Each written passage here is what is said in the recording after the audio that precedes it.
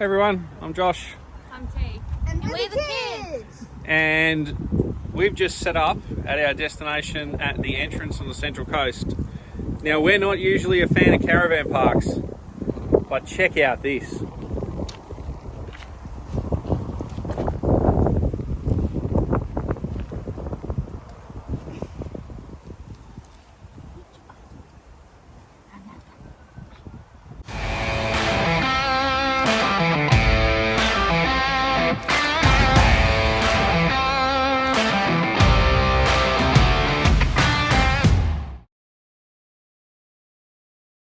Hey everyone, Josh here with J&T's Journey.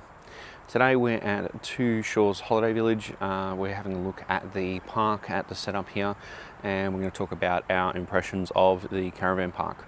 Now, we're not usually one to stay in caravan parks, so this is a bit of a different one for us.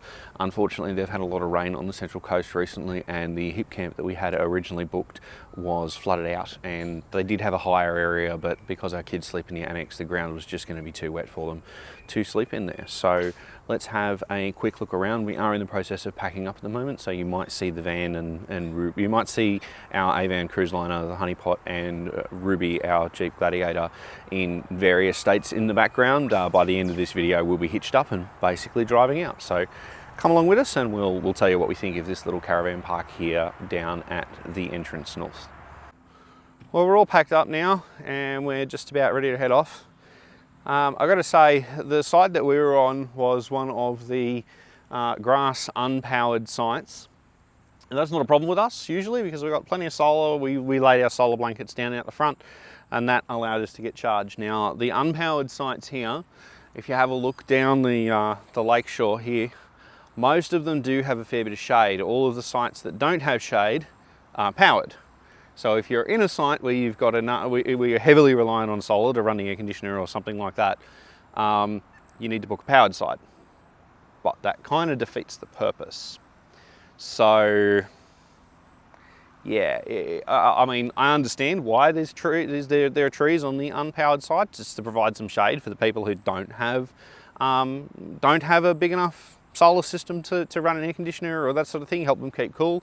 And the shade definitely did help keep us cool during the day, but it is what it is. The park itself was reasonably quiet. They do have a, I think, 10 p.m. to 7 a.m. I'll double check the notes and I'll put a little comment below. Quiet policy, and for the most part we had no issue with that. There is a bit of road noise though, because it is not too far from the highway and you can hear vehicles coming up and down the road. Depending on which direction the wind is blowing, you might pick up some road noise. There are, the amenities look like they've been refurbished relatively recently, and they looks like they may still be in the process of sorting those out. We're used to camping off grid in using a shower tent and a portaloo, so having a running shower and a flushing toilet was a welcome change. There are also laundry facilities here, and it's $5 a load. That's washing machine and dryer, and the dryers here are excellent. We had all of our washing done within about an hour, washing and drying, so it's always a plus to be able to wash your clothes.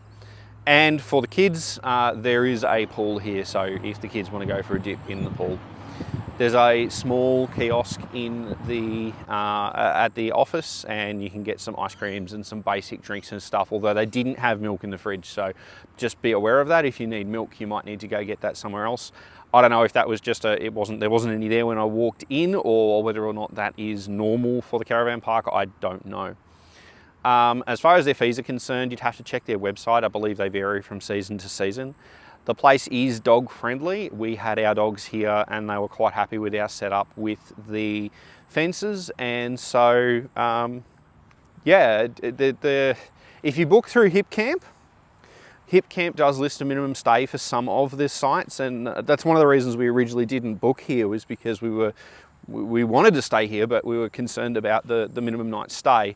And if you ring them directly and book direct, then that may or may not apply depending on availability. The dog policy, as I said, it is dog friendly. Their website does say 2 dogs. However, we rang them up and obviously we got 3, and we told them that our previous location had been flooded out. and that we were looking for somewhere to stay with our 3, and they said, look, that's not a problem, we'll book you in. So if you're worried about that, give them a ring, see if they can sort you out. The park is kept quite clean, and as I said, I don't know that you could ask for a much better view than this. We were right on the lake. Obviously there are other sites inside the park, there are cabins, there are all that kind of stuff, but we're not doing a review of that because we're not going to pretend to know something about that, the facilities that we haven't used, and we haven't used them. We just know that they're there, you can book them. What they're like inside, we don't know.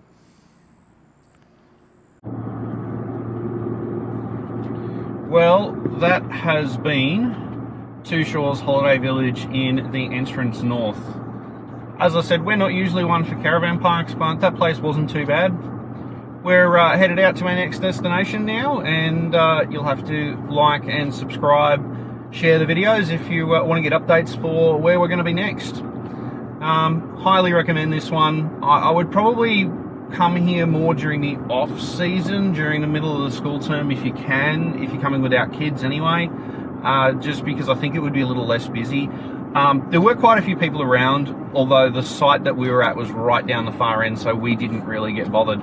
So look, thanks everyone for watching. I hope you've enjoyed that review. Drop a comment below if there's something that we missed or something you'd like to see more information on in the next one. We're always looking to improve the videos. I'm Josh. I'm T. And we're the kids. And the puppies are in the back too. And this has been J&T's Journey. Thanks for watching. Hooroo. Cheers. Bye.